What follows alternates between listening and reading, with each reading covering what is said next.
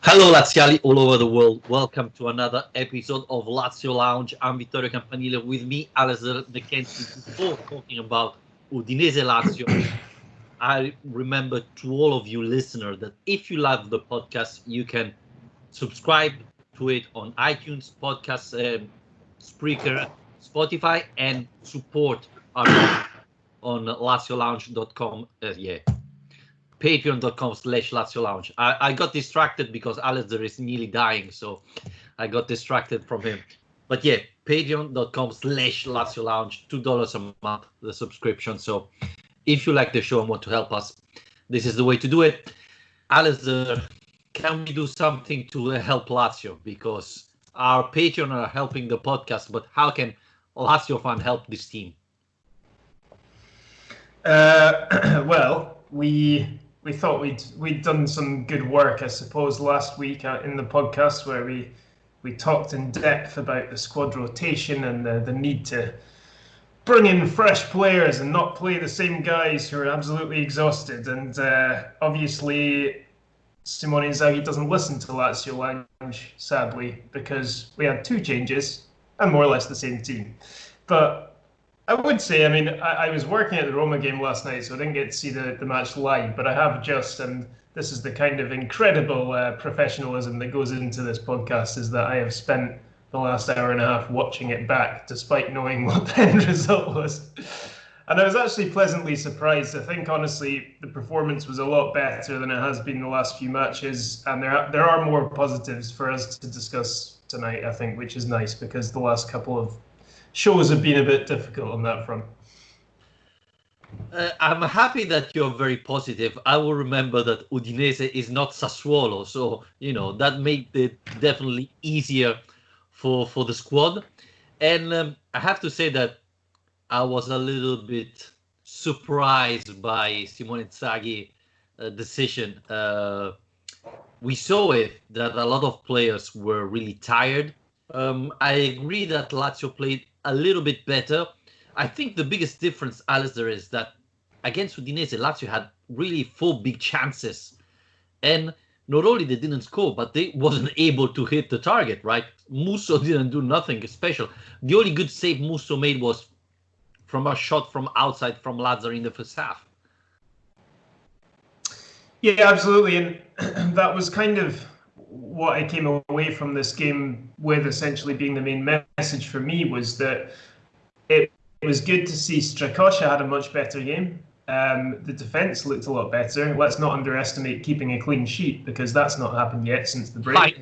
And having Luis Felipe back, I think, was great. He looked very good. I think the midfield did okay. Alberto had a good game. I think Milinkovic had a good first half. But for me, the problem was always the end product. And for me, essentially, it's the two strikers up top, Caicedo and Immobile, who just aren't really doing anything at the moment. It's quite sad to see. And I don't think that the answer is simply energy or fitness or anything like that. It is just one of these periods for both of them where we know that both of them are kind of confidence players, and when they have that belief surging through them, they are much better players than when they don't. But everything was kind of bouncing off them yesterday. I think Ciro had a really ineffective game. Caicedo, again, wasn't nearly as involved as we want him to be, and the problem is that no matter how well the rest of the team is playing, we do kind of rely on those two men up top to actually get the result that we need. I agree on that. I don't agree that Luis Alberto had a great match. I thought he played very well if he was a Udinese player, because he passed them a lot of time the ball and wasted 2 huge chances. So he was moving better, but the end result, as you said before, wasn't great. So I don't think Luis Alberto had a terrific game at all. Talking about Ciro Immobile, yeah, Caicedo, we saw improvement yesterday, I think, but Ciro Immobile was invisible for all 90 minutes. It was probably his worst match ever with the Lazio shirt.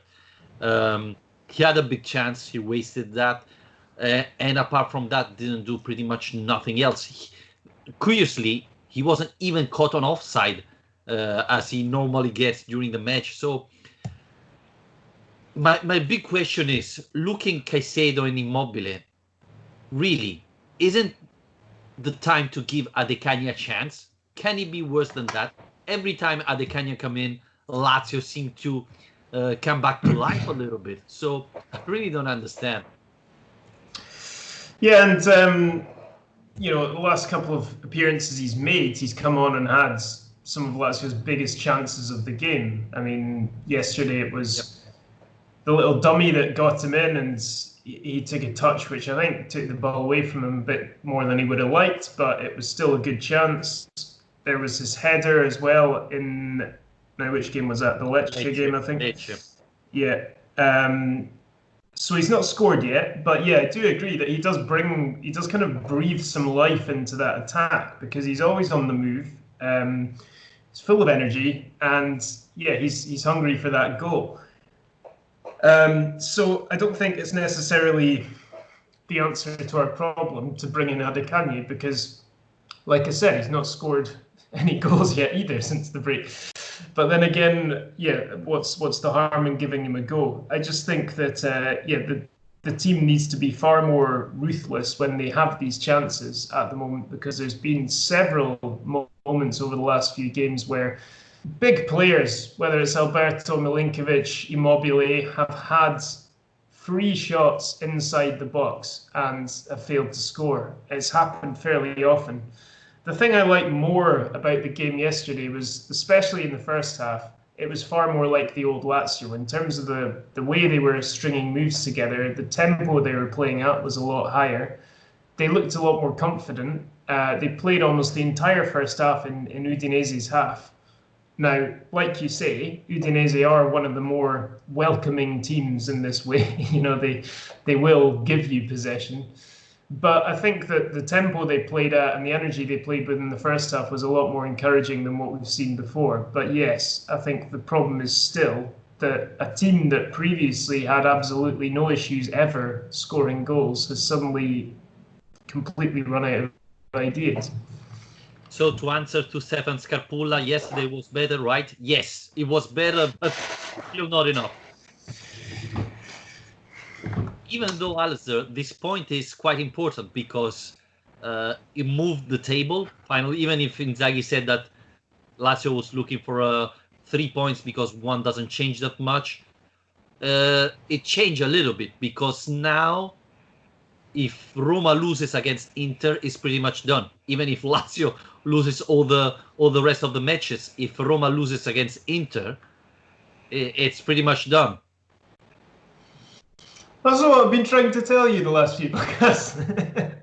Look, Roma, I've been watching a lot recently. They're not going to win all their games until the rest of the season. Okay, it's just not going to happen. And yeah, I think that a point against Udinese, let's be totally honest about this, but the season we've had is not a result that anyone's going to be exactly delighted with. But it is progress. I'm sorry, but it is, because how bad we were in the last two games against Lecce and Sassuolo, to actually manage to improve the performance, keep a clean sheet, and get some sort of result is definitely improvement.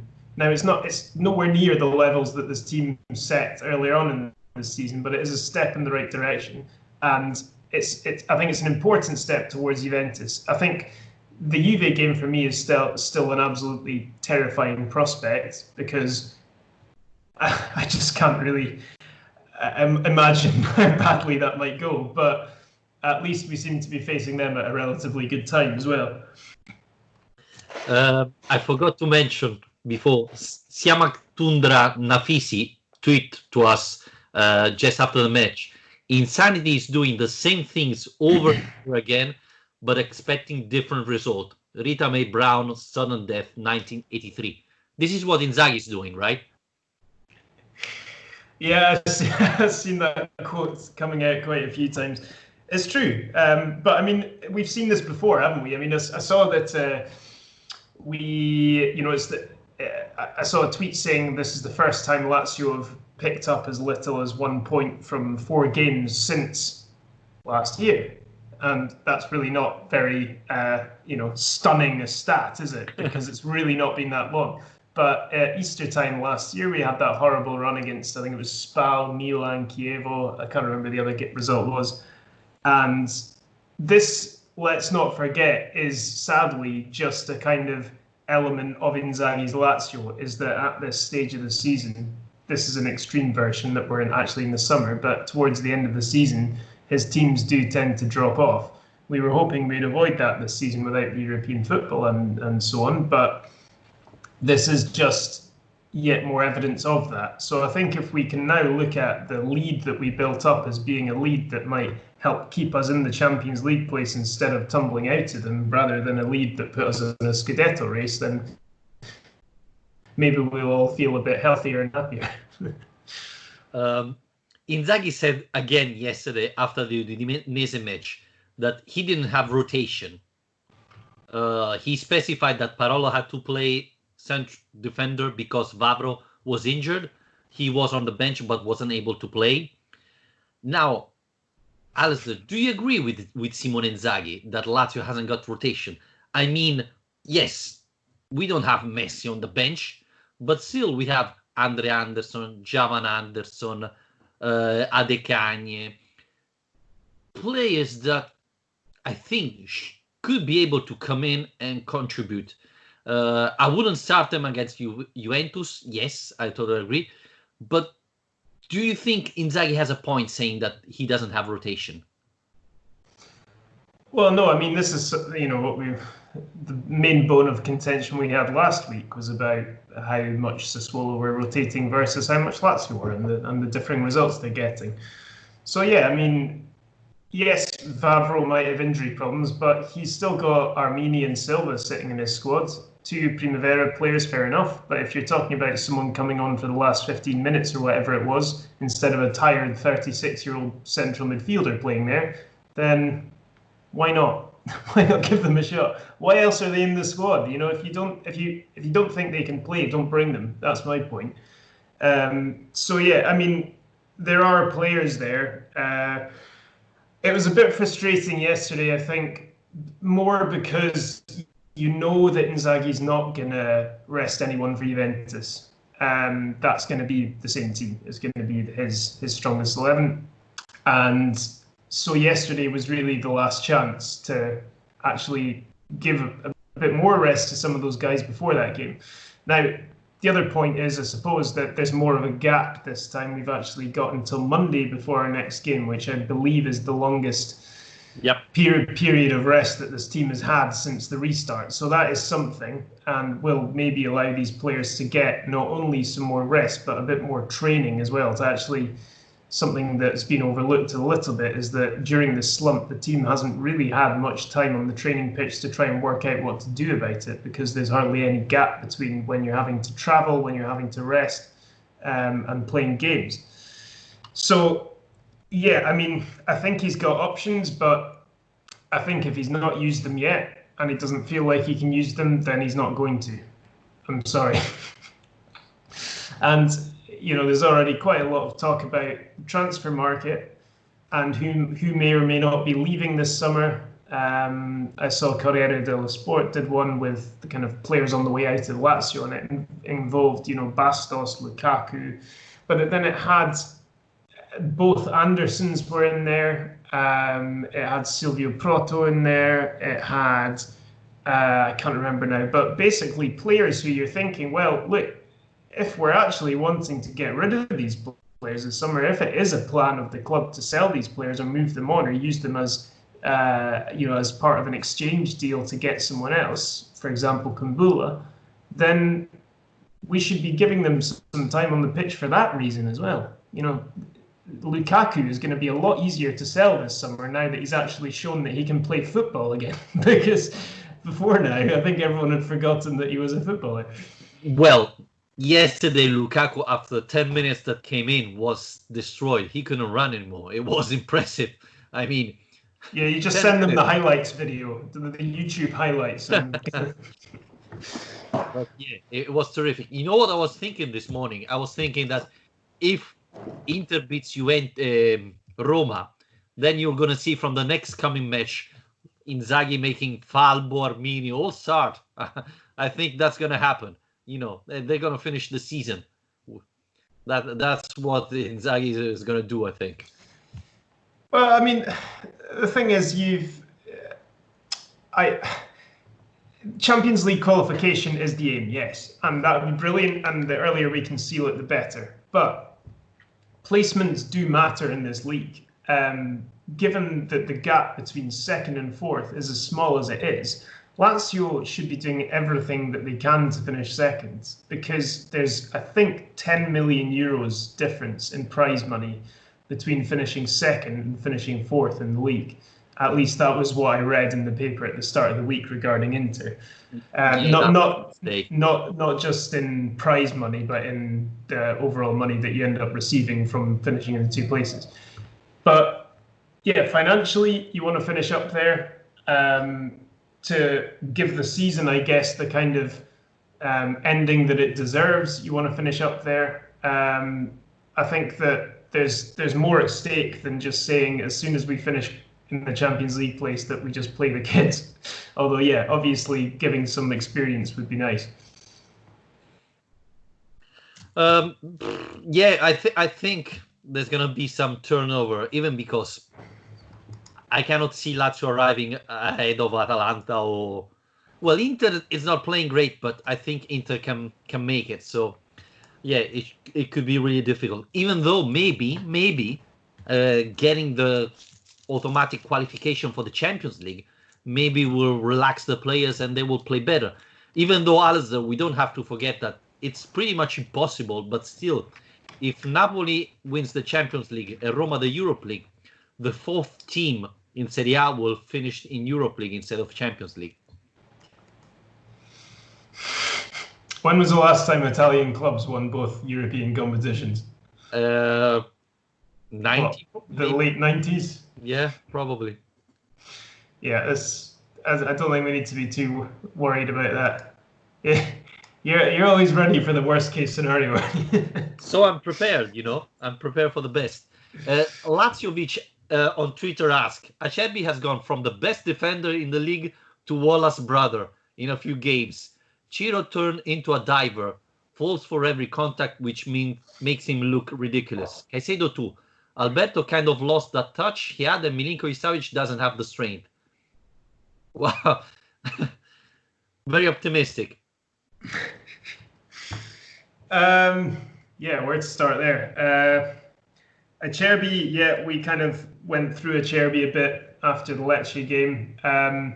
I think he was better last night, to be honest. I think the whole defence looked more comfortable with the usual back three back together again, Felipe, Acerbi and Radu, because that's been the settled back three throughout this season, and they've not been able to use it up until now. So I think just generally the team defended better with those three together. Yeah, the diving thing is interesting. I've noticed that as well, actually, the last couple of games. I think not just Immobile, but I don't know if it's a team instruction or what it is, because penalties are being given so easily this season in Serie A. But I think that the more desperate, basically, a team gets to score a goal, the more likely they are to do something like that. And the problem with Ciro is there were certain things like yesterday, he took a bad touch and the ball got away from him and he basically lost the chance, but a defender came across him, so he just kind of flung himself in the ground. And I don't like to see that, but I think it's just a sign of his frustration. To be fair to him, he didn't appeal for a penalty, he just punched the ground in frustration afterwards, so it does go to show that it is more that than anything else. But yeah, I don't think winning penalties is going to be Lazio's way out of this mess. It's going to be actually finding ways to score. Yeah, and the problem is, Alistair, we had 4 great chances and we were unable to shoot on target. So this is the most concerning thing. If we remember before, Lazio was able to take every chances they had. So, yeah. One thing nobody mentioned is I thought Johnny was awful yesterday. I thought nobody mentioned. My whole Twitter feed seemed to be a Johnny assassination last night. Well, he made 2 assists to Udinese yesterday. So, yeah, he didn't get the right jersey. We were the blue one, not the white one. So, yeah, I thought, and it looks like he came out because he was not feeling very well. Inzaghi said, I don't know if Johnny and Rado will be able to play against Juventus. I thought Johnny was terrible yesterday, but when Lukaku came in, things didn't get much better, to be honest. And this is one of the biggest problems because we don't have option there. Yeah, I think it also makes Johnny or Lukaku look worse, the fact that Lazio is playing much better than them and has been playing much more football. Obviously, he got a bit tired as well second half, but first half he was excellent. Couple of good chances for him, set up a good chance for Chiro as well. But yeah, I mean, Johnny, he didn't have a good game. Like you said, gave the ball away in dangerous positions a couple of times. His defending, he let his man go at the back post. I think, thankfully, it was Rodrigo Becao instead of Kevin Lasagna. But defensively, we know he's just not capable of that. The problem is that if you're going to put up with him being average defensively, then you need him to be performing at the other end of the pitch or providing something, whether it's from set pieces, whether it's crossing, but he's not really been doing an awful lot of that either. So at the moment, I feel like he's getting a hell of a lot of criticism. I still don't want to write him off as a player. I think he should be given another season to show what he can do, but yeah, I think that when form goes bad, people are looking for people to blame, and Johnny, the way he's playing, is obviously one of the top contenders at the moment. The positive thing is the clean sheet finally, and against Kevin Lasagna that was scoring every single match. So this must be probably the highlight of the match of Lazio yesterday, right? Kevin Lasagna, that I thought played well even against Lazio yesterday, but didn't score. Thanks to Strakosha, but also thanks to Lazio defense. I thought having Luis Felipe, that it's one of the fastest defenders we have, helped us because Udinese is quite good in counter-attacking, and having a fast defender like Luis Felipe definitely helped us yesterday. Yeah, like I said, I thought him coming back made a massive difference, and with the defensive side of things, I mean, his kind of chest block was amazing. I love that. But then also, I think he offers an awful lot in the construction of moves as well. He's very technically good, can bring the ball out of defense. He can pick passes. Him and Radu, I thought, were both really good at that in the first half, actually kind of picking out kind of accurate, intelligent passes as they moved up the pitch. So yeah, I mean, he helps at both ends. So I think him coming back is actually going to be a massive boost to this team. So yeah, I don't think it was a coincidence, like I say, that having the favoured back three back in the team results in the first clean sheet. Then again, like you say, I always put things in perspective. It is Udinese, but look, I mean, I was covering the Udinese-Roma game a couple of weeks ago. They came down here and won 2-0. So this isn't a team that that is a complete walkover or a complete joke. They are capable of scoring goals and beating decent teams. So yeah, again, a goalless draw against Udinese isn't a dream result, but it's progress. No, definitely. One thing before we wrap it up, it's curious that the most experienced players like Marco Parolo, Stefan Radu are the ones that probably are playing better now. You know, Parolo yesterday played central defender and was fine. Radu, till he had energy. I think he got a little bit injured by that terrible tackle of Okaka in the first half. I think Radu was playing great football. So it's funny noticing that the players that should be more tired because they are older are the ones that are playing better. Yeah, and maybe, I don't know, it's because they know how to manage their energy a bit better or something, but also the older players, well, some of them, not all of them, are playing positions where you have to do a bit less running, but yeah, I mean, Marco Parolo as well, being moved back to a centre-back, I think, kind of took everyone off guard, but he didn't do badly there. No? He actually made a couple of very good interceptions, and, as worrying as it was first seeing him stepping back into that position, I think he really showed his experience by the way he dealt with it. So I don't know if that's something that we're going to see more of going forward. Who knows? Yeah, it could be an option, as we know that Inzaghi loves that one of the central defender, when Lazio has the ball possession, move up to help the midfielder, and that could be an option for Marco Parolo for the future. One thing, Alice, that we didn't mention is Lucas Leiva's situation, because it looks like his season is over. It looks like he will have another surgery in August.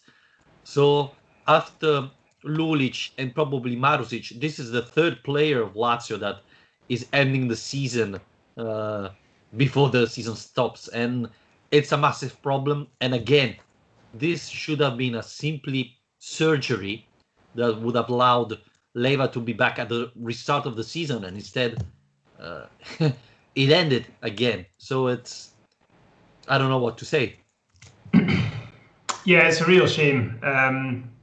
It seemed almost like the perfect time for him to go through the procedure, having this time off and being able to recover from it. It seemed like it might actually work out the best for him. But yeah, supposedly the surgeon he wanted to use back in Brazil, he couldn't get to because of the lockdown and so on in Italy, and the operation that he had hasn't worked out very well. And so now he's wanting to get back to Brazil to actually use the guy he initially wanted to use. So yeah, it's a big blow. I mean, I don't think we should underestimate how important he is to this team.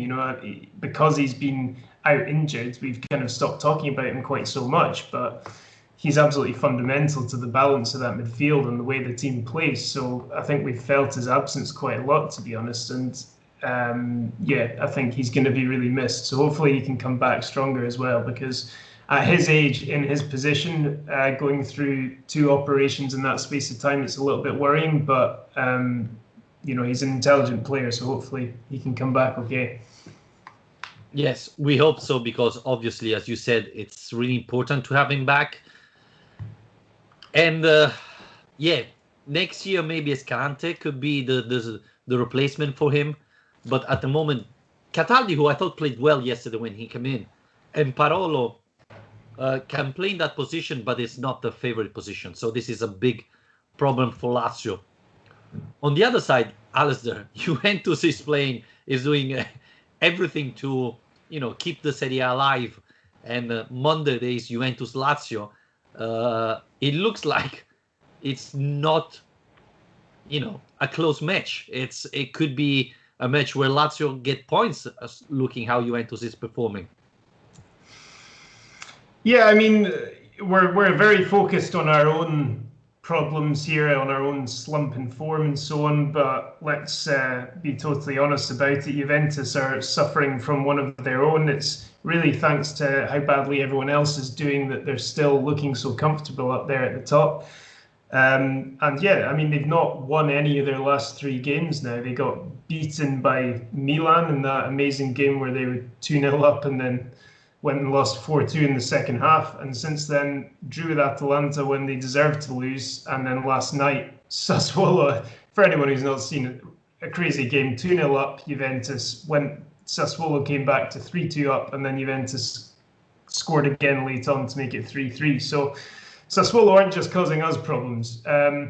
No. One recurring theme in all this is that Juventus are conceding goals very, very easily at the moment, 9 in their last 3 games. So that's something that Lazio, shouldn't be feeling quite so worried about like they might have done in times past, because we are struggling for goals at the moment, struggling going forward, but this isn't a Juventus team that is looking particularly tight back there. So it might be a more open game than anyone's really expecting, to be honest. Yep, it could. Obviously, we hope that this 5 days to recover will help the team perform better and run longer, because, it's still against Cristiano Ronaldo and Dybala. It's quite a difficult match, but, Juventus is probably the best team to play now against, because Atalanta is running, Sassuolo is playing great football, etc.